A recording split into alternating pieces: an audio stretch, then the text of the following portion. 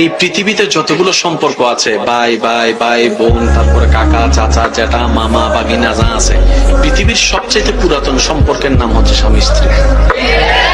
সুবহানাল্লাহ বলতে হবে। পৃথিবীর সর্বপ্রথম মানবকে হযরত, পৃথিবীর সর্বপ্রথম নারীকে হযরত মা হাওয়া। আদম এবং হাওয়ার সম্পর্ক কি ছিল? ভাই বোন, সন্তান মা কি ছিল? তাহলে পৃথিবীর সম্পর্কই আল্লাহ শুরু করেছেন স্বামী স্ত্রী দিয়ে।